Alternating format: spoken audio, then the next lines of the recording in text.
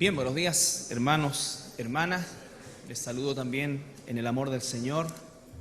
Y como siempre aprovechamos de también extender nuestro saludo a todos aquellos que nos ven a través de nuestra página en internet en www.iglesiacristianalaserena.cl.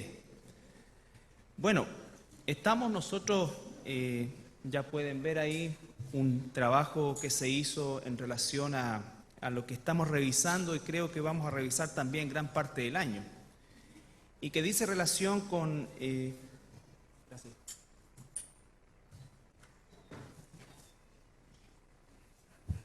la construcción se ha llevado hasta la plata del agua. La llave nomás. Hasta antes de la construcción había tecito verde, cosas así. Agua nomás. Entonces, esta línea de tiempo que va a estar también disponible en la página para que quienes quieran revisarla, quiera Dios que todos, no es sencilla, no es para una lectura rápida, es para estudiarla. Cada uno de los cuadros de eso podríamos subdividirlo en muchos otros cuadros, ¿no es cierto? Pero básicamente lo que queremos establecer a través de esto es un orden cronológico de los eventos que van a desencadenar directamente en el próximo evento o el último evento que está planificado en la agenda de Dios para la iglesia, que es el rapto. Por eso es que esta serie de estudios la hemos denominado el regreso de Jesucristo, de nuestro Señor Jesucristo, por el hecho de que el concepto de regreso implica dos instancias que muchas veces se confunden. Uno es el rapto y el otro es la segunda venida. Ambos son parte de este concepto del regreso de Jesucristo, pero ambos tienen una aplicación distinta porque son pueblos distintos. Recuerde usted que el primer mensaje relacionado con esto, establecimos básicamente la identidad de Israel como pueblo escogido por Dios, la iglesia como pueblo redimido por Dios, donde la iglesia es un paréntesis histórico que los mismos profetas que escribieron el Antiguo Testamento, que son mucho más abundantes que los escritores del Nuevo Testamento, y también el periodo de escritura del Antiguo Testamento, por lo menos estamos hablando de 15 siglos, los profetas prácticamente no entendieron nada de lo que escribieron. Eso es importante porque ellos solamente fueron instrumentos de Dios y muy rara vez entendieron algo de lo que escribieron. Quizás si el profeta que más entendía lo que iba a suceder porque era muy cercano a su tiempo es el profeta Jeremías, quien es el encargado de profetizar, ¿no es cierto?, un evento del cual él mismo fue testigo, que fue la destrucción de Jerusalén por parte de los babilonios. Sin embargo, todo el resto de los profetas, e incluido y por sobre todo el profeta Daniel, expresa una falta total de entendimiento a lo que se le estaba siendo revelado. Pero el consuelo que él recibe es, en primer lugar, que es muy amado por Dios, y en segundo lugar, que estas cosas no son para su tiempo, sino que para cuando se cierre el ciclo de la historia humana. ¿Ya? Entonces, cuando nosotros tenemos claro, o por lo menos mucho más claro, el papel de la iglesia, el papel de Israel, el papel, ¿no es cierto?, en la iglesia nosotros podríamos decir que existen, en la Biblia existen se pueden describir tres pueblos: los judíos, la iglesia y los gentiles, ¿no es cierto? Entonces son tres aspectos, tres pueblos en los cuales, o tres grupos de personas en las cuales el Señor está obrando conforme a su voluntad. Sin embargo, lo importante de establecer, ¿no es cierto?, la identidad de Israel, de establecer el papel de Israel dentro del contexto bíblico y el papel de la iglesia dentro del contexto bíblico, nos va a ayudar a entender, ¿no es cierto?, cómo es que la propia Biblia interpreta los sucesos que describe. Nosotros no podemos hacer una interpretación personal antojadiza o una aplicación fuera del contexto de lo que se está escribiendo o de lo que se está relatando. Porque si nosotros eliminamos esos dos elementos que son fundamentales para la interpretación de la Biblia, y son una regla, ¿no es cierto?, nosotros vamos a estar transformando y haciendo que la Biblia diga lo que nosotros queramos que diga. Sacando un texto de contexto podemos hacer lo que queramos, ¿no es cierto? Yo les recuerdo que siempre se sacan cosas de contexto. Es como esto de el libro de Hechos, por ejemplo, dice que los discípulos o las familias que se juntaron a vivir en una economía comunitaria, dadas las condiciones en las que se encontraba Jerusalén y la iglesia en particular en aquel entonces dice que ellos compartían todo. Y de ahí, créanme, se han tomado algunas sectas para establecer elementos que están lejos y absolutamente lejos de la voluntad de Dios, pero toman ese concepto porque dice que compartían todo. Y eso todo podemos nosotros, si no entendemos el contexto, si no entendemos la realidad, ¿no es cierto?, podemos llevarlo incluso a hacer algún tipo de secta como las que han existido, donde se comparten las esposas, los esposos, todo. Si ahí dice, y estoy usando la Biblia, ¿ya? Algunos saldrían perdiendo, pero ahí sale en la Escritura. Entonces, no podemos hacer eso. Es como lo mismo que les contaba yo, el peleador de la UFC, todo lo puedo en Cristo que me fortalece. Pero él es un luchador, pues, o sea, ¿me fortalece en qué?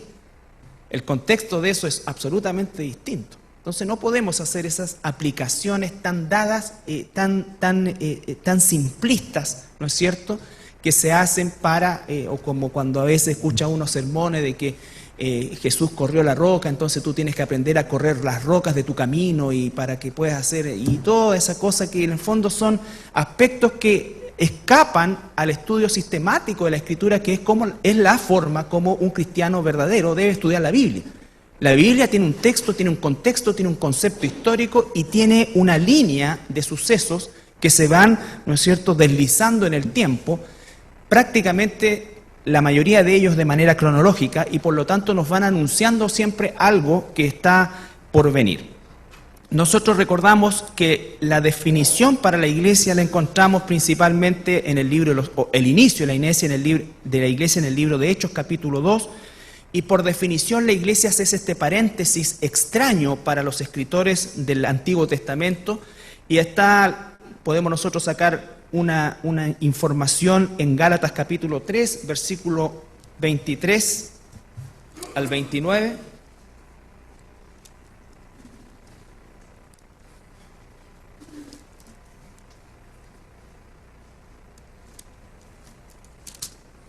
Gálatas 3.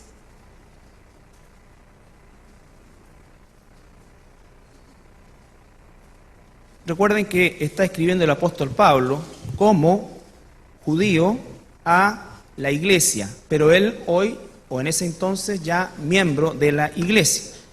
Gálatas 3, 23 al 29.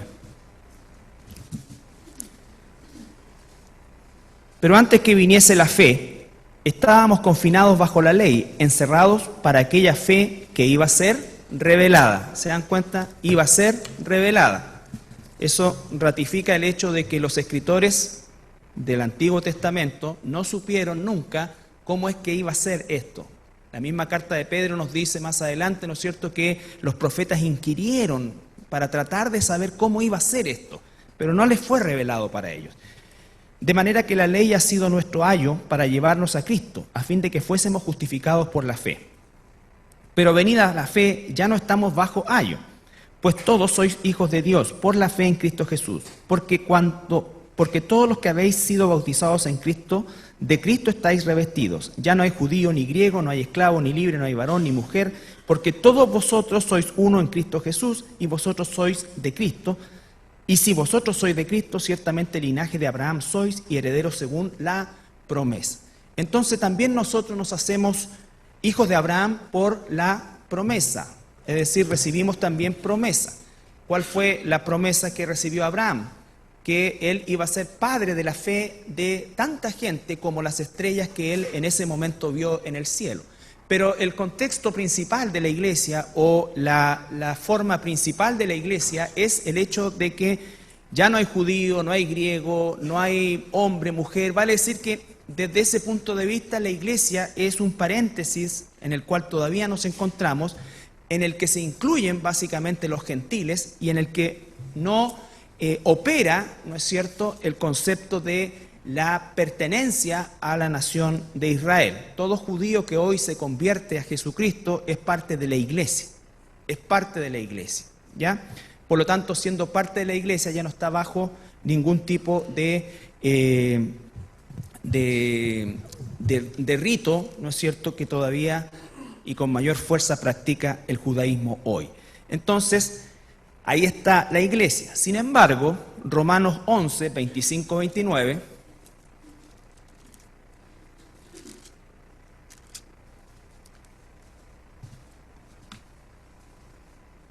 Romanos 11, 25, 29, nos recuerda el hecho de que Israel no ha desaparecido de los planes de Dios. Israel no ha desaparecido de los planes de Dios. Porque no quiero, hermanos, que ignoréis este misterio, Romanos 11, 25, para que no seáis arrogantes en cuanto a vosotros mismos, que ha acontecido a Israel endurecimiento en parte hasta que haya entrado la plenitud de los gentiles. La entrada de la plenitud de los gentiles tiene que ver con la iglesia y es un evento que aún no ocurre. Y luego todo Israel será salvo desde el punto de vista como nación, entonces vuelve a tener una participación o Dios vuelve a trabajar directamente con ellos. Vendrá de Sión el libertador que apartará de Jacob la impiedad, y este será mi pacto con ellos, cuando yo quite sus pecados. Así que en cuanto al evangelio son enemigos por causa de vosotros, pero en cuanto a la elección son amados por causa de los padres.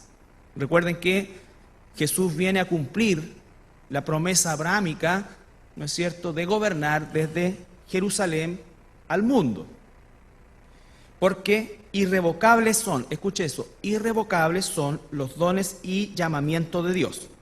Irrevocables son. Entonces, Israel no ha salido de la planificación de Dios, ni Dios ha desechado a Israel, sino que lo ha endurecido en parte hasta que termine el tiempo de los gentiles.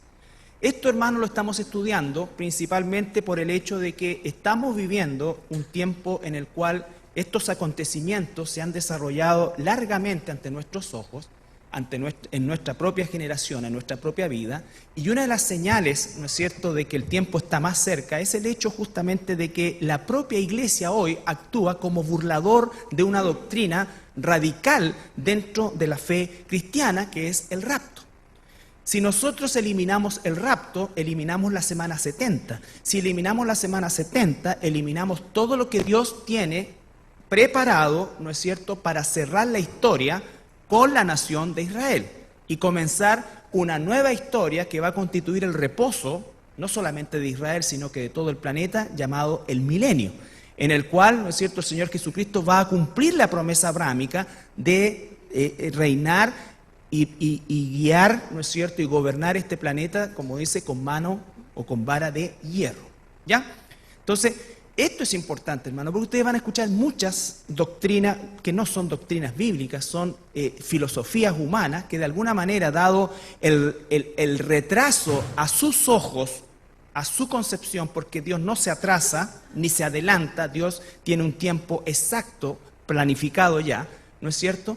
Y entonces la iglesia hoy día, en vez de aferrarse a esa esperanza, se está haciendo cada vez más amiga del mundo porque la está desechando. Hay líderes, entre comillas, cristianos, entre comillas, y entre 25.000 comillas, que dicen que en vez de ser enemigos del mundo es mejor asociarse con el mundo para ganar más al mundo. Eso es una estupidez porque viola todo el principio de separación que la Biblia nos enseña de tapa a tapa.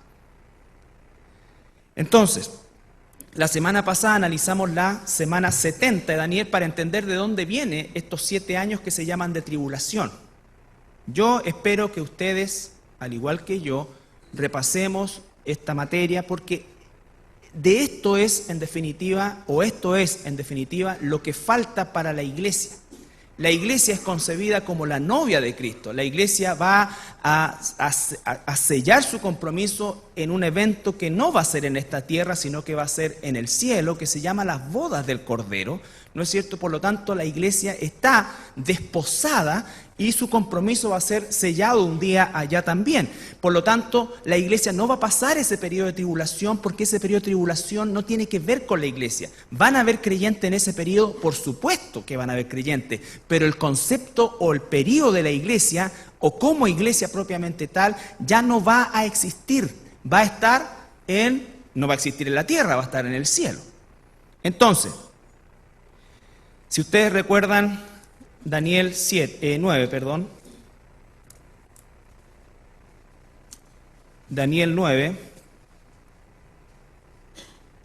recuerden que Daniel estaba examinando la Biblia, específicamente el libro del profeta Jeremías, y ahí él se dio cuenta que se cumplía el cautiverio de los israelitas en Babilonia después de 70 años y él se encontraba muy cerca de ese tiempo. Daniel no volvió a Israel, Daniel murió en Babilonia, pero él comenzó a clamar y a orar a Dios para el arrepentimiento de su pueblo como una medida de preparación espiritual al regreso, ¿no es cierto?, de los israelitas a Jerusalén. Recuerden que el versículo 24 que vamos a ver es antecedido por todo este proceso de oración, ¿no es cierto?, que parte en el capítulo 8 y que en definitiva lo lleva a Daniel a clamar ese arrepentimiento. Daniel 9:24, 70 semanas están determinadas sobre tu pueblo y sobre tu santa ciudad. Recuerde que son semanas de año. La palabra semana es la palabra Shabúa, que significa 7, ¿ya? Y los judíos tenían semana de días, que concluía con el día de reposo, semana de año, que ocurría después de 6 años, el 7º año era descanso para la tierra, y después la semana que constituía las 7 semanas, que era el tiempo del jubileo, después de 49 años, el año número 50, para mantener el equilibrio económico y que no hubiera un enriquecimiento desmedido en la población, se regulaba, ¿no es cierto?, esta igualdad material de alguna manera con la devolución de todos los bienes y todas las personas recuperaban aquello que habían perdido durante ese periodo. Entonces, 70 semanas de años, ¿ya? ¿Y cómo sabemos que es de años también? Porque lo que está hablando en el contexto o lo que está estudiando Daniel son 70 años, ¿no es cierto? No 70 semanas de días. Solamente para ratificar el hecho, en Daniel 10, después que termina de escuchar esta profecía, dice: en el año 3 de Ciro, Daniel 10:1, rey de Persia, fue revelada palabra a Daniel, llamado Belsasar, y la palabra verdadera y el conflicto grande. Pero él comprendió la palabra y tuvo inteligencia. En aquellos días yo, Daniel, estuve afligido por espacio de 3 semanas. Obviamente no podrían haber sido 3 semanas. ¿Por qué? Porque él dice, no comí manjar delicado, no comí eso. Y la palabra ahí, la traducción literal es Shabua Yoim, semana de años. La palabra Yom es día en la lengua hebrea. Por eso cuando tú lees en el idioma original, el Génesis dice, en el primer Yom, ese es un día de 24 horas. Es un día de 24 horas. Y por lo tanto, con eso se rompe toda especulación absolutamente errada. Por ejemplo, decir, oye, a lo mejor los días fueron miles de años o fueron periodos. No, porque dice Yoim. Y Yom es día. De una puesta de sol a la otra puesta de sol, como lo medían los judíos. Nosotros medíamos de la salida del sol a la puesta de sol, ¿no es cierto? Los judíos era de una puesta de sol a la otra puesta de sol, pero eran 24 horas. Por eso dice el día y la noche, el día y la noche, el día y la noche, ¿ya? Solamente como información. Entonces, 70 semanas, volvamos al versículo 24, 70 semanas están determinadas sobre tu pueblo y sobre tu santa ciudad. Aquí está. Primera cosa, sobre tu pueblo, sobre tu santa ciudad. La iglesia no existía en ese tiempo como tal, ¿no es cierto? No existía ninguna de otra nación más que el mundo conocido. Por lo tanto, esto se restringe única y exclusivamente a Jerusalén y a la nación de Israel. Para terminar la prevaricación y poner fin al pecado y expiar la iniquidad, para traer justicia perdurable y sellar la visión y la profecía y ungir al santo de los santos. Eso lo vimos la semana pasada. Sabe pues y entiende que de la salida de la orden para restaurar y edificar a Jerusalén hasta el Mesías príncipe, habrá 7 semanas y 62 semanas se volverá a edificar la plaza y el muro en tiempo angustioso. Ahí está un poco la cronología, ¿ya? Y después de las 62 semanas se quitará la vida del Mesías, mas no por sí. Recuerde, la muerte de Jesús y la resurrección de Jesús ocurren después de la semana 62 más 7, después de las 69 semanas, ocurre. Es decir, Jesús muere, podríamos decir, en el paréntesis. No muere, muere en el paréntesis entre el final de la profecía en la semana 69 y el comienzo de la iglesia. ¿Ya? Ahí está la obra de expiación. Y el pueblo de un príncipe que ha de venir, el pueblo de un príncipe que ha de venir, futuro, destruirá la ciudad y el santuario, y su fin será con inundación, y hasta el fin de la guerra durarán las devastaciones.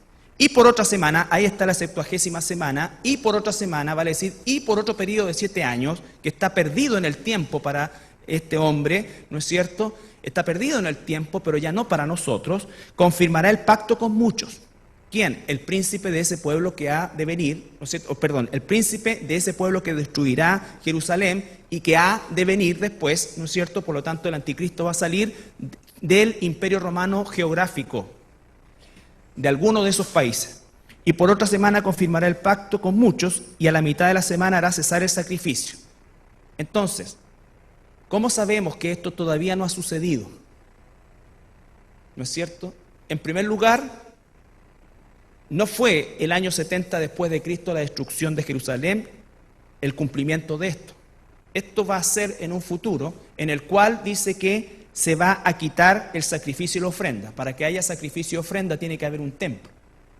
Por lo tanto, eso todavía no sucede porque los israelitas no han construido su tercer templo, que lo van a construir.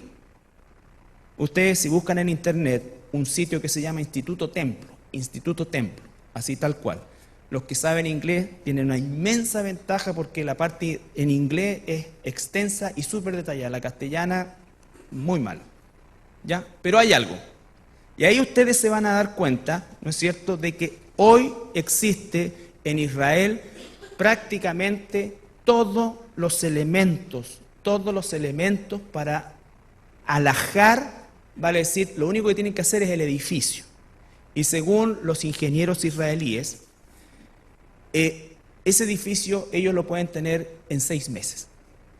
Ellos han fabricado un cemento especial que se demora 48 horas en sellar como roca o secar como roca. En fin, una serie de cosas y detalles que aparecen en la parte inglesa, ¿no es cierto?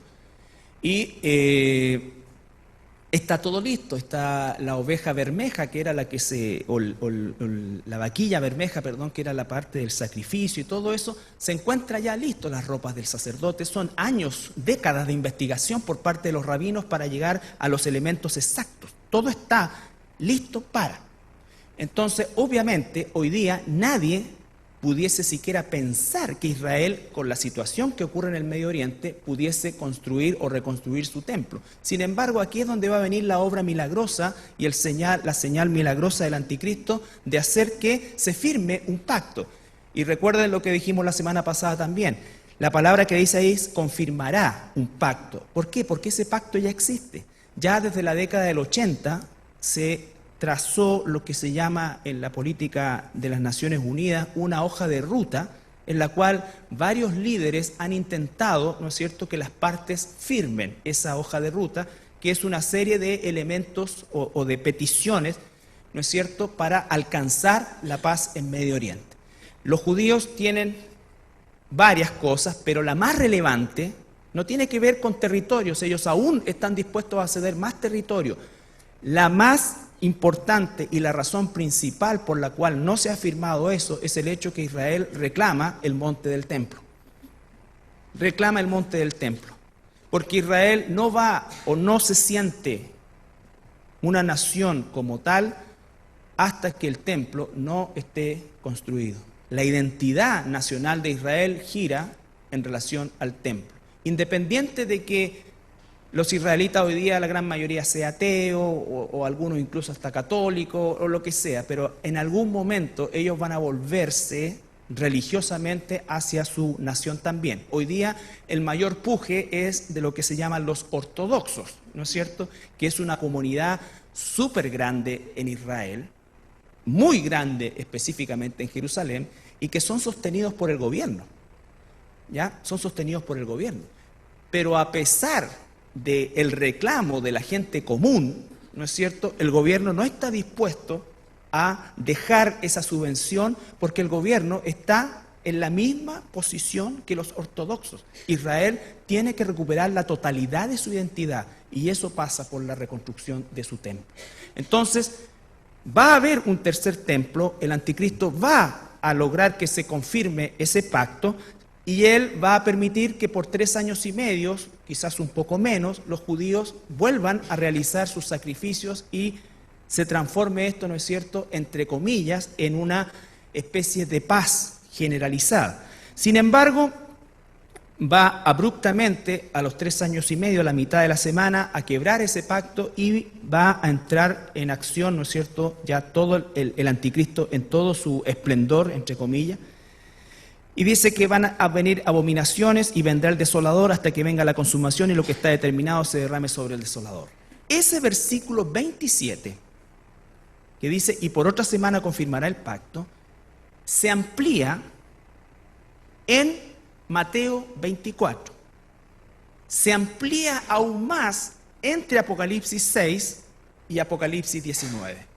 Hoy día vamos a introducirnos un poquito en Mateo 24, que también es un pasaje muy controvertido porque se han hecho muchas interpretaciones donde se incluye a la iglesia. Y aunque la iglesia nosotros estamos viendo que el mundo se está cada vez corrompiendo más, el mundo todavía no ha llegado al clímax de su maldad justamente porque estamos nosotros, la iglesia. Antes de Mateo 24, para que entendamos eso, vamos a 2 de Tesalonicenses.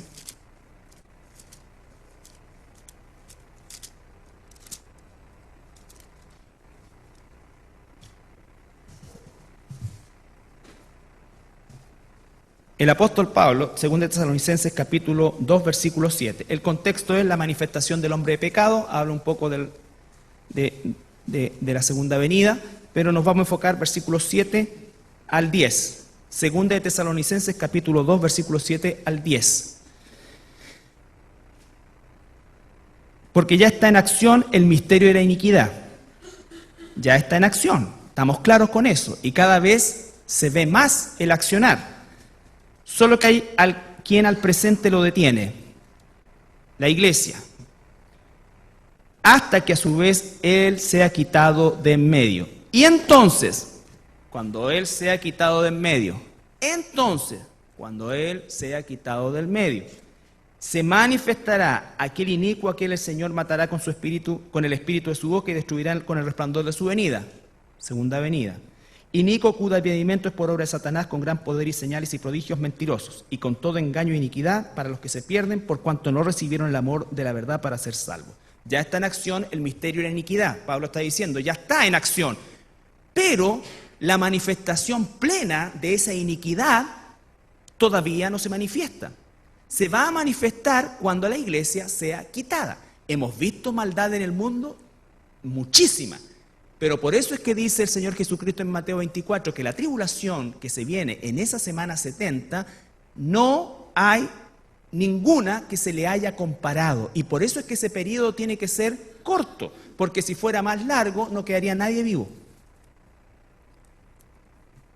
Entonces la iglesia hoy día es justamente el freno a la manifestación del anticristo. Por eso es que la iglesia no puede estar cuando el anticristo se manifieste y por eso es que la iglesia no está en la semana 70.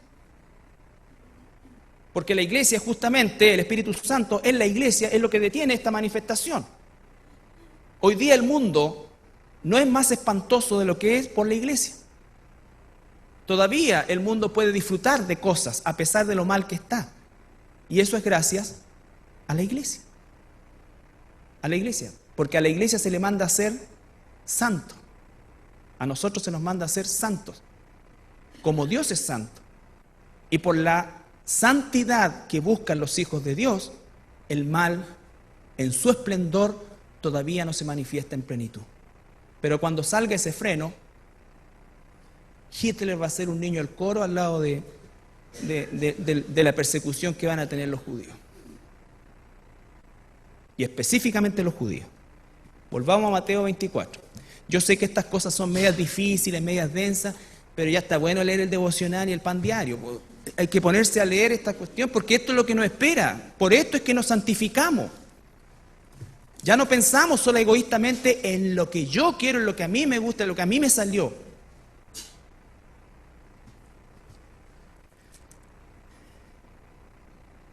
Entre paréntesis, una cosa nada que ver, pero es que encuentro tan increíble. Ayer estábamos en la feria con mi amada esposa y yo, como parte del pacto de ir a la feria, me compro un cachito y una palmera. Estaba en esos menesteres y estaba el horóscopo a todo chancho. No me acuerdo qué era, ya ponle libre a todo, pero no haga negocios con gente desconocida, cuídese. ¿Qué? Pero qué estupidez, o sea, si es obvio.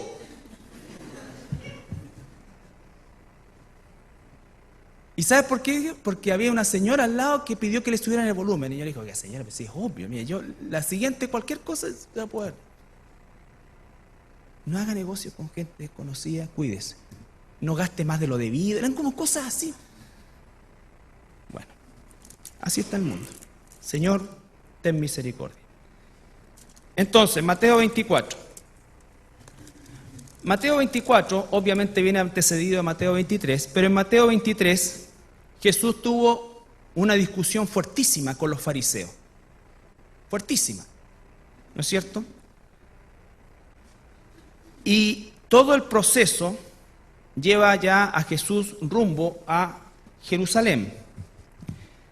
Recuerden que al final del capítulo 23 Jesús llora por Jerusalén, observa Jerusalén, probablemente a la altura del Monte de los Olivos o el Monte Scopus, que es un montecito dentro de esta cadena de mesetas en realidad, y se ve perfectamente la ciudad, y tiene una vista privilegiada y se veía, el área del templo se ve completa.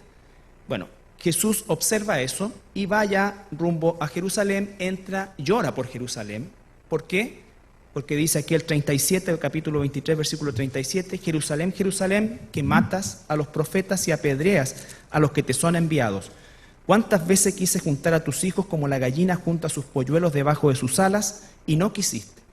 He aquí vuestra casa es dejada desierta. Vuestra casa es dejada desierta. Se está refiriendo específicamente al templo. Porque os digo que desde ahora no me veréis hasta que digáis, bendito el que viene en el nombre del Señor. Hoy Israel no ha dicho, bendito el que viene en el nombre del Señor. Israel hoy día es el país o donde existe quizás religiosamente hablando, porque el pueblo tiene hambre igual, pero religiosamente hablando existe un rechazo absoluto a la figura de Jesucristo. Bajo ningún punto de vista hay un reconocimiento hoy día, por lo tanto, eso no ha sucedido. Para todos los que ven los pasajes de la Biblia de manera alegórica, están absolutamente equivocados, porque eso no ha sucedido. Israel rechaza como nación y como movimiento religioso, ¿no es cierto?, rechaza absolutamente la figura del Mesías. Entonces, capítulo 24, versículo 1. Cuando Jesús salió del templo y se iba, se acercaron sus discípulos para mostrarle los edificios del templo. Edificios en plural. El templo que construyó Herodes, comenzó a construirlo 40 años antes, Herodes el Grande, ¿ya? Y el templo sufrió la meseta, que no era muy ancha. Herodes hizo un trabajo de ingeniería majestuoso y amplió 3 veces el área del templo. Por eso hoy día se llama el área del templo. Es una cosa gigantesca. Aplanó de manera artificial, con millones de toneladas de relleno, el área del templo, construyó el templo majestuoso y además la casa de los sacerdotes, del sumo sacerdote. Entonces eso se llamaba el área, y hasta el día de hoy se llama el área del templo, ¿ya? No es que estaba el templo solamente ahí. Por eso dice, cuando Jesús salió del templo y se iba, se acercaron sus discípulos para mostrarle los edificios. No solamente el santuario, que era gigantesco e inmensamente fastuoso. De hecho, todavía estaba en construcción. Se terminó más o menos 10 años después de Cristo. O sea, después de la muerte y resurrección de Jesucristo. Más o menos 10 años después. Entonces los discípulos le mostraron el área del templo. Y la respuesta de Jesús los deja perplejos seguramente. Porque Jesús, en vez de decir, ¡oh! ¿Qué se pasa?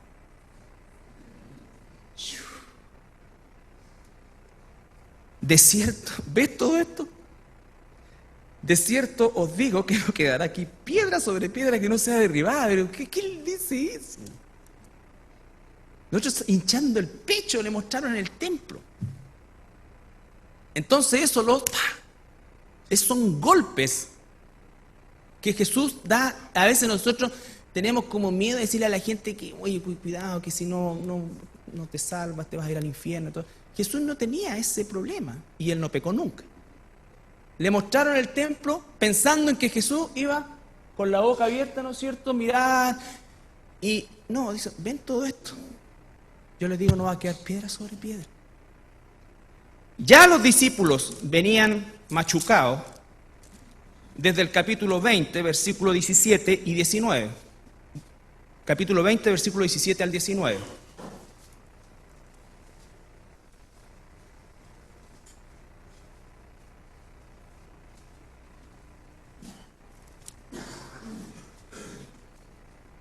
Mateo 20, 17, 19. Subiendo Jesús a Jerusalén, tomó a sus 12 discípulos aparte en el camino y les dijo, siempre iba gente con Jesús, pero él separa a los discípulos y les dice, he aquí subimos a Jerusalén y el Hijo del Hombre será entregado a los principales sacerdotes y a los escribas y le condenarán a muerte y le entregarán a los gentiles para que le escarnezca, le azoten y le crucifiquen, mas al tercer día resucitará. Ellos iban a Jerusalén con una gran cantidad de gente que se había unido a Jesús desde la Galilea, ¿no es cierto? En el trayecto a pie, mucha gente se fue juntando a Jesús, ¿no es cierto? Porque ellos, por eso es que cuando Jesús entra a Jerusalén se le llama malamente la entrada triunfal, porque la entrada triunfal de Jesús va a ser en su segunda venida cuando venga como rey a Jerusalén. Ahora venía como cordero al matadero. No venía como rey. Entonces esa no es la entrada triunfal. Aunque la gente dijo Hosana, Hosana y todo esto, Jesús venía como un cordero. Por eso es que se subió en un cachorro o en un, se dice cachorro, en un pollino de burrito. Lo más humilde posible. En cambio, vendrá después en un caballo blanco. ¿Ya? Entonces, son dos escenas distintas. La verdadera entrada triunfal es esa. Aquí entra como, perdón, como cordero que va al matadero. Y la siguiente semana, o ahí comienza la última semana de Jesús, él es examinado por los fariseos tratan de pillarlo, ¿no es cierto?, le hacen una serie de preguntas, aparecen los herodianos, aparecen también, ¿no es cierto?, los saduceos que no creían en la resurrección, y todo ese proceso, ¿ya? Pero no encuentran forma de pillarlo, no encuentran forma de que él peque, bajo ningún punto de vista. Y eso era algo que hacían los sacerdotes. Durante una semana examinaban todos los corderos que llevaban para el sacrificio y los que eran defectuosos los iban separando. En el caso de Jesús no encontraron defecto alguno, ¿ya? Entonces Jesús le responde con una catastrófica respuesta de que no va a quedar de eso maravilloso, majestuoso, todo el área del templo. Dice que no va a quedar piedra sobre piedra.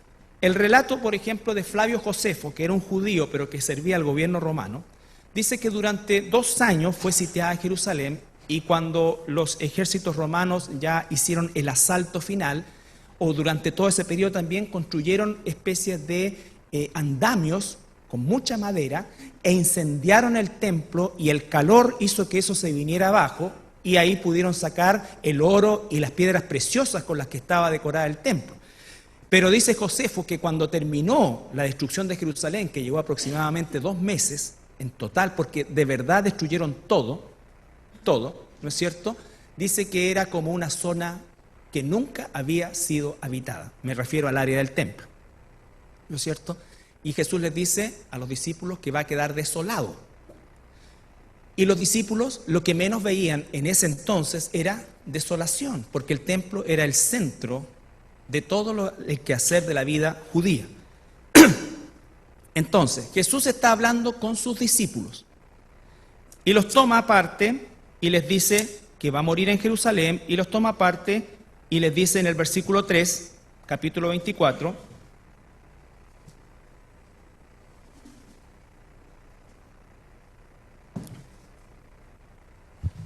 ya llegaron al Monte de los Olivos, ahí tienen una visión hermosa del área del templo, más o menos es 1,5 kilómetros entre el templo y el Monte de los Olivos, atravesando el valle del Cedrón.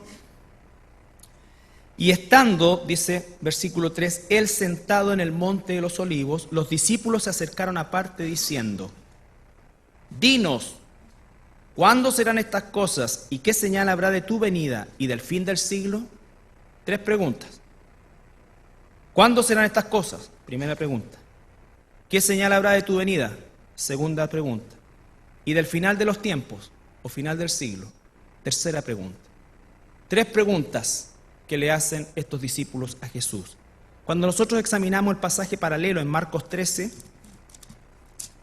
Marcos 13:3, que es el pasaje paralelo de esta escena.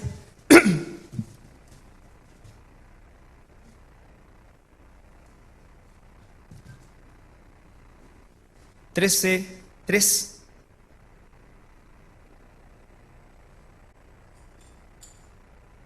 Y se sentó en el monte de los olivos frente al templo, y Pedro, Jacobo, Juan y Andrés le preguntaron aparte: dinos, ¿cuándo serán estas cosas? Pedro, Jacobo, Juan y Andrés, es decir, no estaban los 12. Cuando dice Mateo, y estando sentado en el monte de los olivos, los discípulos se acercaron a él, se está refiriendo a esos 4 discípulos que seguramente se lo llevaron aparte y le hicieron estas preguntas: ¿cuándo serán estas cosas? Jesús va a responder 2 de esas 3 preguntas. No va a responder el cuándo, va a responder qué señal habrá de su venida y del final de los tiempos. Está hablando con los judíos. Pedro, Juan, Jacobo y Andrés no tienen en su cabeza la iglesia. La iglesia no tiene nada que ver acá porque todavía no existe. Está hablando con los judíos. Lo que tienen en mente de ellos es la restauración del reino de Israel. ¿Cómo es que sabemos eso? El libro de Hechos, capítulo 1. Ya Jesús murió, resucitó y está en el día 40 después de su resurrección. Recuerden que estuvo 40 días después de su resurrección, ¿no es cierto?, caminando, enseñando a sus discípulos. En el capítulo 1 de Hechos, versículos 6, 7 y 8. Todavía tenían en mente los discípulos la restauración de Israel. ¿Cuál era el anhelo de los judíos, de los israelitas? Que el Mesías los libraría, que el Mesías establecería un reino y que el Mesías, ¿no es cierto?, confirmaría finalmente el trono de David. Nada de eso ocurrió en la primera venida de Jesucristo. Cuando Jesús resucita, ¿no es cierto?, y ya han pasado 40 días y está a punto de ascender al cielo, versículo 6, capítulo 1, el libro de Hechos, entonces los que se habían reunido le preguntaron diciendo: Señor, ¿restaurarás el reino de Israel en este tiempo? Otra vez, lo mismo que tenían en mente en Mateo 24, 3, ¿no es cierto?, lo tienen acá todavía. Ellos están pensando en la restauración de Israel, no están pensando ni en los gentiles ni en nada de eso. Recuerden que Jesús, cuando viene el Espíritu Santo sobre la vida de los creyentes, de los discípulos, de los apóstoles, recién ellos entienden. Ellos aquí todavía tienen una mente que está, ¿no es cierto?, enfocada en la situación específica de Israel. Por lo tanto, en ese contexto es que Jesús les habla. No os toca a vosotros saber los tiempos o las sazones que el Padre puso en su sola potestad. Otra vez Jesús no responde tiempos. Pero, y aquí es lo que viene, recibiréis poder cuando haya venido sobre vosotros el Espíritu Santo, y me seréis testigos en Jerusalén, en toda Judea, en Samaria y hasta lo último de la tierra. Pero, cuando venga el Espíritu Santo, pero recibiréis poder. Y es en ese momento cuando nace la iglesia, en el libro de los Hechos, en el capítulo 2, cuando viene el Espíritu Santo. ¿Estamos? Entonces, volvemos a Mateo 24. El contexto es el reino de Israel, el trono de David, el reino mesiánico. Esto es la ampliación de Daniel 9:27. Jesús le va a responder con lo que se llama el Sermón del Monte de los Olivos, que es el segundo sermón más largo de todo el Nuevo Testamento. El primero es, que también está en el libro de Mateo, el Sermón del Monte, ¿no es cierto? El Sermón del Monte. Y el segundo más largo que registra el Nuevo Testamento de Jesús es este, la respuesta que Jesús va a dar a 2 de 3 preguntas que los discípulos le hacen. Nunca responde el cuándo.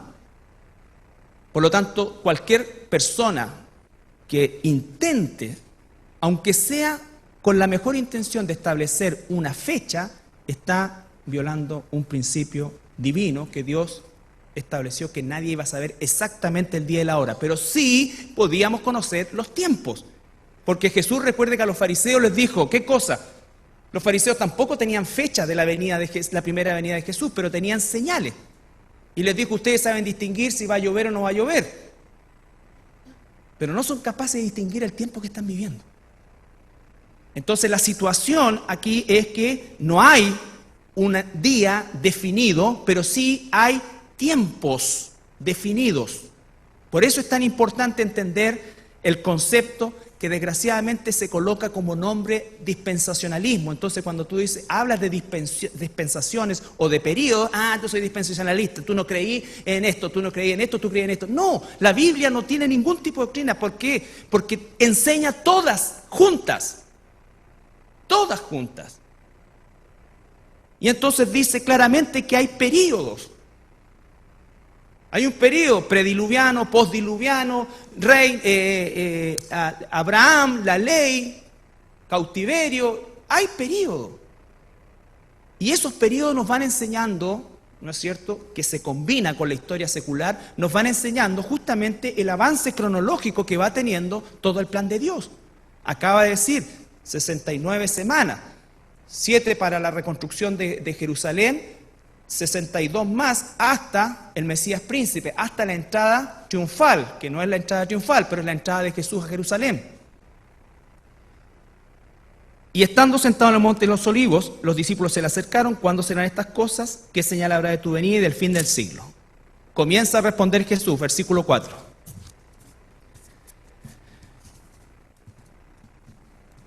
Mirad que nadie os engañe. Lo primero con lo que parte Jesús es mirad que nadie los engañe. Y esa premisa es ayer, hoy y siempre para todos los hijos de Dios, sea de la época que sea. Mirad que nadie os engañe. Cuando te están diciendo que el rapto no existe, te están engañando. Cuando te están diciendo que Israel ya no existe y Dios no tiene nada que ver con Israel, te están engañando. Cuando dicen, ¿no es cierto?, que estamos viviendo ya el periodo del milenio y que hay que establecer el reino ahora para que vuelva Jesucristo, te están engañando. Cuando te dicen que Jesús lo único que quiere es que te vaya bien en todas las cosas, que seas feliz y que nunca te pase nada y que si te enfermas por falta de fe, te están engañando. Te están engañando. Y la única manera de no ser engañados es estudiar sistemáticamente la Biblia. Sistemáticamente significa de Génesis 1 hasta Apocalipsis 22. Porque todo el texto, encerrado en un contexto, nos va a entregar una verdad específica, clara, maciza, concisa, que no va a dar lugar a dudas. No vamos a tener todos los elementos, pero la línea de tiempo y de eventos va a ser clara, diáfana en los ojos de un hijo o una hija de Dios. Porque vuelvo a insistir, yo normalmente hago estudios temáticos, pero los estudios temáticos están basados en estudios sistemáticos. Nunca usamos un versículo para decir, y yo no sé cómo lo hacen, pero lo hacen, con un versículo hablan 2 horas. Uno con 14 versículos alcanza los 50 minutos que ya me están llegando. Entonces, mirad que nadie os engañe, porque vendrán muchos en mi nombre diciendo, yo soy el Cristo, y a muchos se engañarán. Aunque la iglesia ha estado plagada de falsos cristos, de falsos profetas y toda esta cosa, y la historia de la iglesia ha estado llena de mesías que se declaran mesías, un cristiano verdadero nunca va a creer en ese tipo de personas. Nunca va a creer. ¿Por qué? Porque nosotros estamos resguardados por el Espíritu Santo, y el Espíritu Santo es el que nos guía a toda verdad y el que nos va a mostrar toda mentira. Todos sabemos que han existido personas y todo, pero tú sabes que no es así. ¿No es cierto? ¿Quién podría pensar si le dijeran, oye, Jesús está aquí en el mall? Está aprovechando el 50% de la ropa de verano, pero no puedo comprarse nada porque están bien muchos argentinos.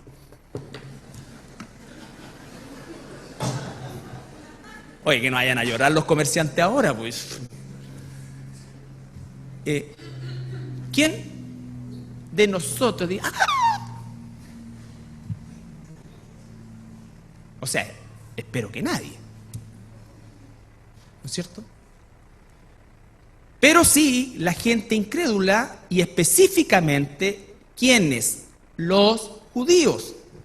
De hecho, los judíos van a recibir al anticristo como su Mesías. Y oiréis de guerras y rumores de guerras. ¿Eso es aplicable a nosotros el día de hoy? Por supuesto que sí. Pero la escala de esto es que todos los días vas a escuchar, o van a escuchar ellos como judíos, y está específicamente hablándole a los judíos de guerras, rumores de guerra. No se turben porque es necesario que todo esto acontezca, pero todavía no es el fin, ¿no es cierto? Porque se levantará nación contra nación, reino contra reino, habrá pestes y hambres y terremotos en diferentes lugares. Y todo esto es principio de dolores. Nación contra nación, reino contra reino, pestes, hambre y terremotos. ¿Hay eso hoy día? Sí, pero a una escala pequeñita en comparación a lo que va a suceder en ese tiempo. Nosotros estamos viendo la antesala, pero esto que está ocurriendo acá es algo de todos los días. Vamos a Apocalipsis capítulo 6. ¿A qué se está refiriendo el Señor Jesucristo acá? Recuerde, Daniel 27, 9-27, Mateo 24, Apocalipsis del 6 al 19.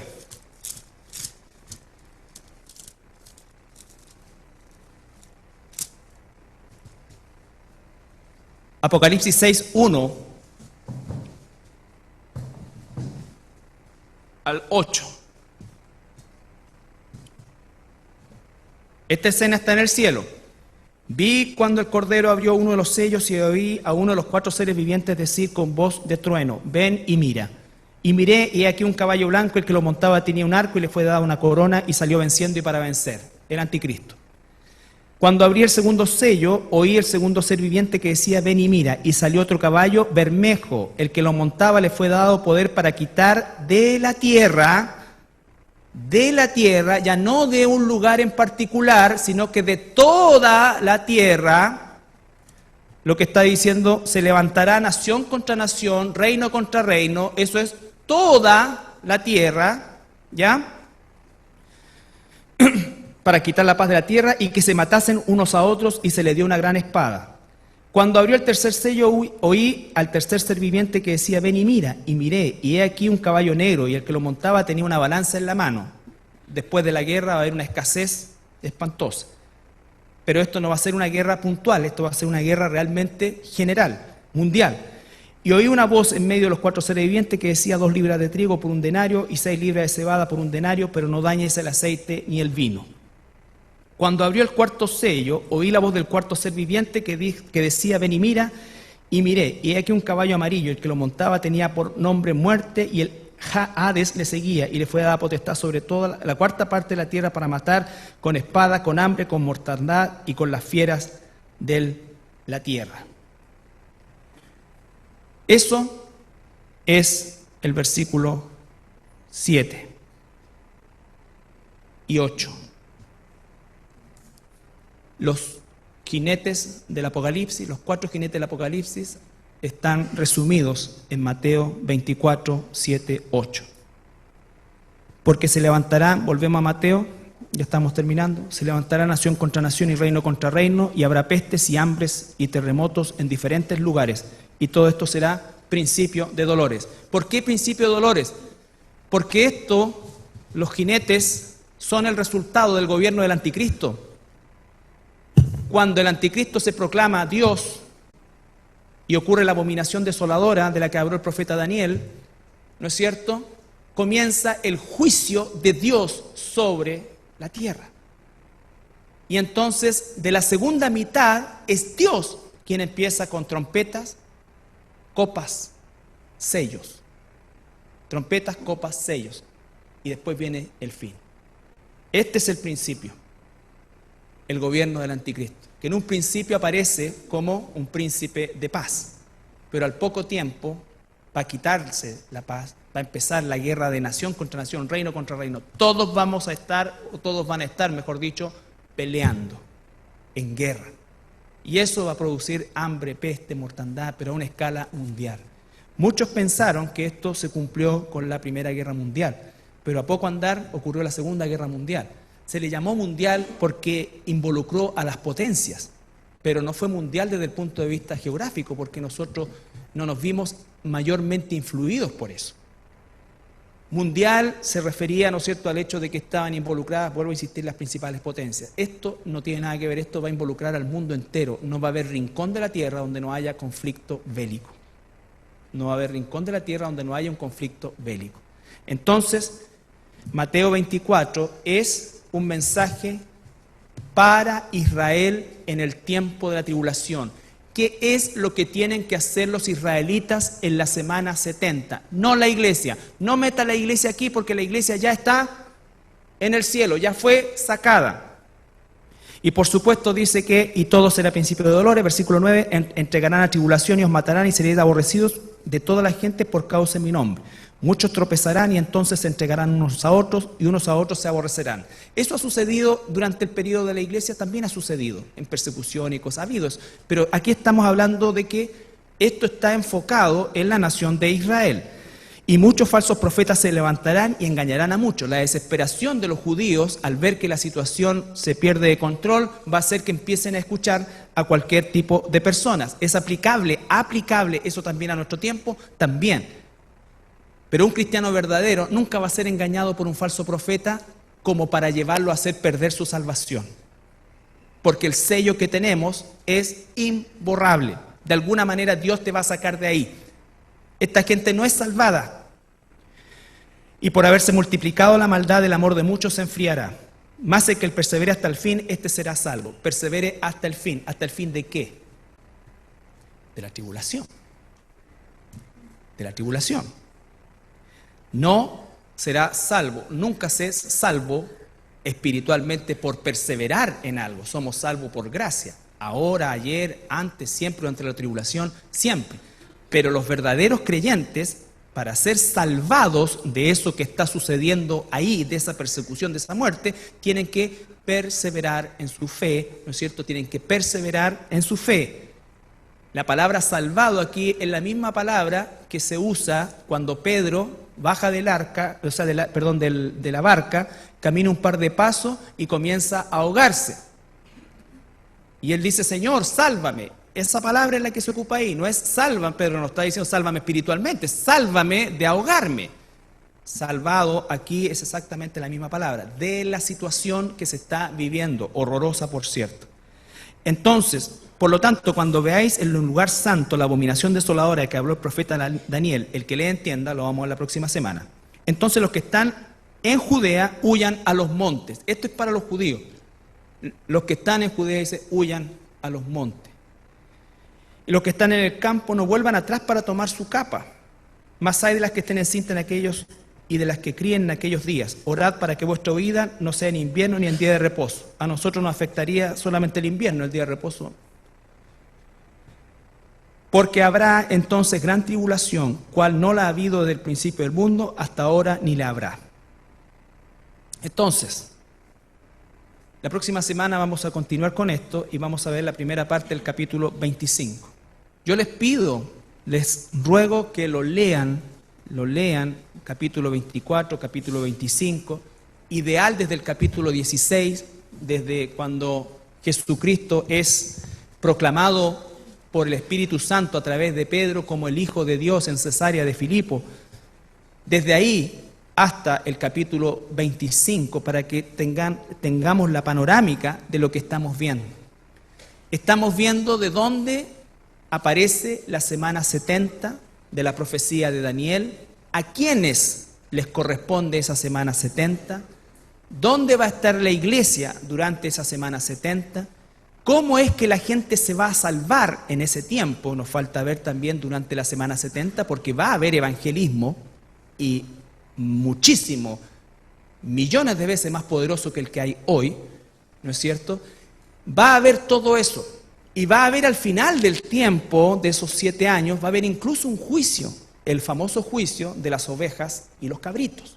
Todo eso tenemos que entenderlo, hermano, porque eso es lo que va a suceder en los 7 años que nosotros estemos con el Señor en las nubes del cielo, y regresaremos, ¿no es cierto?, con el Señor a gobernar con Él desde Jerusalén. Ese es el futuro de la iglesia. Ese es el futuro tuyo y mío, si somos hijos de Dios. Tenemos que saberlo. Es por eso que cada día nos levantamos.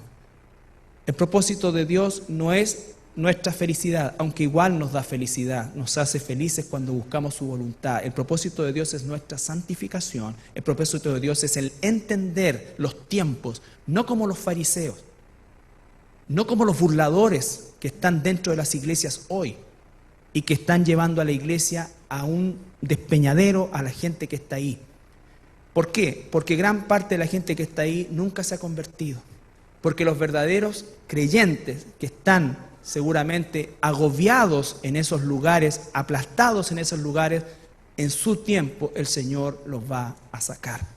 El Señor los va a sacar. Sea en esta época o sea en la época de la tribulación, quizás es ahí donde recién se van a convertir. Y de hecho, millones de asistentes a las iglesias que creen que son cristianos, en ese momento se van a convertir de verdad. Ellos son los que la Biblia llama los santos de la tribulación, los mártires de la tribulación. Nosotros no somos mártires de la tribulación, nosotros somos del periodo de la iglesia. ¿Hubo mártires en el tiempo de la iglesia? Claro que sí. ¿Hay mártires en el tiempo de la iglesia? Sí. Pero los mártires de la tribulación son otro grupo de hermanos. Otro grupo de hermanos. Bien, nos ponemos de pie para orar.